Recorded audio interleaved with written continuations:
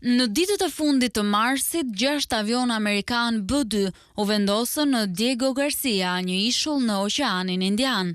Mbërritja e avionëve atje u lidh menjëherë me mundësinë e veprimeve në Yemen kundër Houthëve dhe ndoshta në të ardhmen kundër Iranit. Kjo sepse Spirit, si quhet në zhargon, është i vetmi avion që mund të mbajë GBU-57, superbombën 14 tonëshe të ndërtuar për të shkatëruar bunker në thellësi të mëdha, një objektiv i ngjashëm me vendin bërthamor iranian të Fordow, i ndërtuar në brendësi të një mali.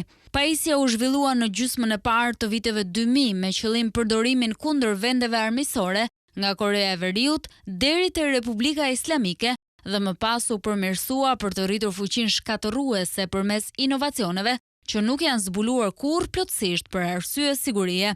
GBU duhet të depërtojë në guaskën mbrojtëse të objektivit dhe pastaj të shpërthejë për të amplifikuar efektin shkatërrues brenda strukturës. Një artikull i The New York Times shkruan se ushtrime të shumta të kryera nga Pentagoni kanë treguar se nevojiten disa kalime të avionëve B-2 për të arritur qëllimin, një lëshim i parë i bombës i ndjekur shpejt nga të tjerë, kur synohet objektiva si qendra e centrifugave të Fordow, të cilat sipas ekspertëve ndodhen në 90 deri në 100 metra nën sipërfaqe. Izraeli zotëron gjithashtu bomba për shkatërimin e bunkerëve dhe ka demonstruar përdorimin e tyre në eliminimin e udhëheqësve kryesor të Hezbollahut në Liban. Ka gjasa që e njëjta metodë të jetë përdorur edhe për të eliminuar udhëheqës ushtarak iranian në fazën e parë të ofensivës, duke i goditur ata në një qendër komande. Megjithatë, këto armë nuk mjaftojnë për të goditur një pjesë të tuneleve ku Irani mendohet se ka fshehur raketa ose objekte kërkimore shkencore.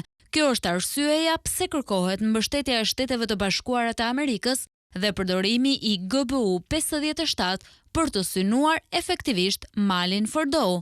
Ekspertët theksojnë se ky mal mbetet element thelbësor në zhvillimin e programit bërthamor iranian, por njëkohësisht paralajmërojnë se çdo sulm do mund ta ngadalsonte, por jo ta ndalte Teheranin.